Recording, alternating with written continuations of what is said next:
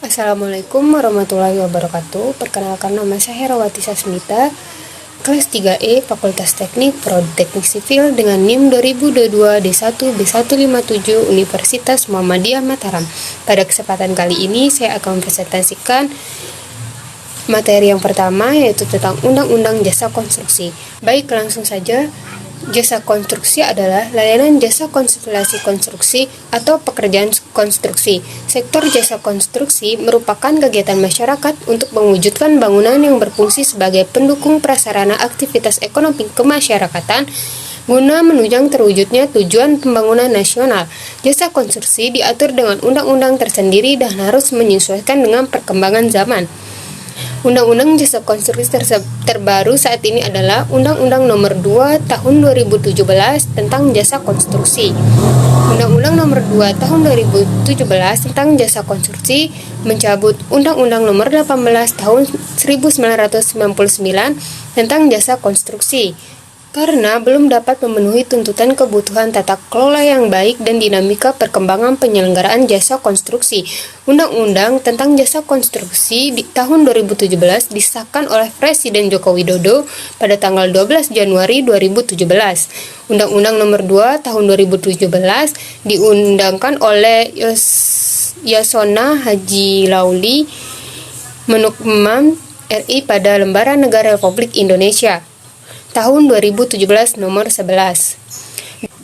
Dan penjelasan atas Undang-Undang Nomor 2 Tahun 2017 tentang Jasa Konstruksi dalam tambahan Lembar Negara Republik Indonesia nomor 6018 pada tanggal 12 Januari tahun 2017 di Jakarta. Undang-Undang Nomor 2 Tahun 2017 tentang Jasa Konstruksi.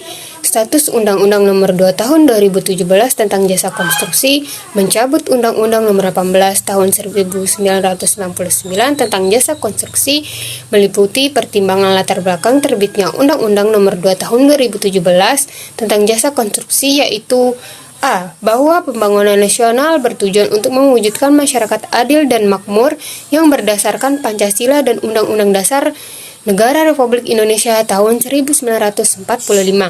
B. Bahwa sektor jasa konstruksi merupakan kegiatan masyarakat mewujudkan pembangunan yang berfungsi sebagai pendukung atau prasarana aktivitas sosial ekonomi kemasyarakatan guna menunjang terwujudnya tujuan pembangunan nasional.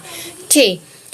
Bahwa penyelenggara jasa konstruksi harus menjamin ketertiban dan kepastian hukum. Kemudian D. Bahwa Undang-Undang Nomor 18 Tahun 1945 tentang jasa konstruksi belum dapat memenuhi tuntutan kebutuhan tata kelola yang baik dan dinamika perkembangan penyelenggaraan jasa konstruksi.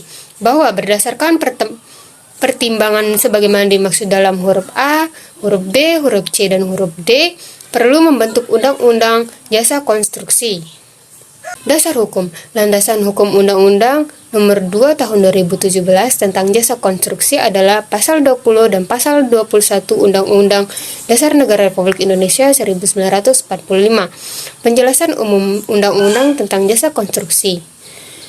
Pembangunan nasional bertujuan untuk mewujudkan masyarakat adil dan makmur berdasarkan Pancasila dan Undang-Undang Dasar Negara Republik Indonesia tahun 1945.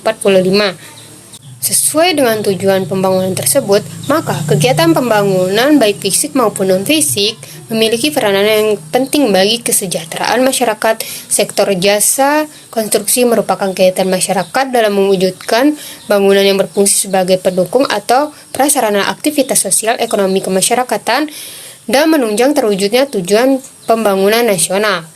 Selain berperan mendukung berbagai bidang pembangunan, jasa konstruksi berperan pula untuk mendukung tumbuh dan kembangnya berbagai industri barang dan jasa yang diperlukan dalam penyelenggaraan konstruksi dan secara luas mendukung perekonomian nasional. Oleh karena itu, penyelenggaraan jasa konstruksi harus menjamin ketertiban dan kepastian hukum. Undang-Undang Nomor 18 Tahun 1999 tentang Jasa Konstruksi belum dapat memenuhi tuntutan kebutuhan tata kelola yang baik dan dinamika perkembangan penyelenggaraan jasa konstruksi, maka perlu dilakukan penyempurnaan pengaturan bidang jasa konstruksi. Penyelenggaraan jasa konstruksi dilaksanakan berlandaskan pada asas kejujuran dan keadilan, manfaat, kesetaraan, keserasian, keseimbangan, profesionalitas, kemudian kemandirian, keterbukaan, kemitraan, keamanan, keselamatan, kebebasan, pembangunan berkelanjutan, serta berwawasan lingkungan. Undang-undang ini mengatur penyelenggaraan jasa konstruksi dengan tujuan untuk memberikan arah pertumbuhan dan perkembangan jasa konstruksi untuk mewujudkan struktur usaha yang kukuh, andal, berdaya saing tinggi, dan hasil jasa konstruksi yang berkualitas. Mewujudkan tertib penyelenggaraan jasa konstruksi yang menjamin kesetaraan kedudukan antara pengguna jasa dan penyedia jasa dalam menjalankan hak dan kewajiban, serta meningkatkan kepatuhan sesuai dengan ketentuan peraturan perundang-undangan.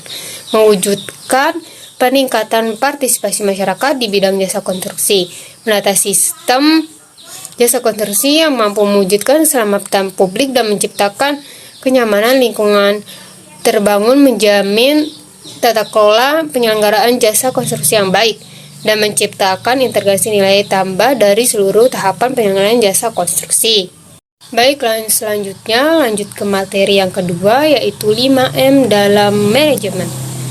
Yang pertama yaitu man atau manusia. Man atau manusia merupakan model 5M yang merujuk pada manusia sebagai tenaga kerja.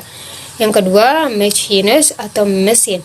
Machines atau mesin merujuk pada mesin sebagai fasilitas atau penunjang kegiatan perusahaan baik operasional maupun non-operasional. Yang ketiga, money, uang atau modal.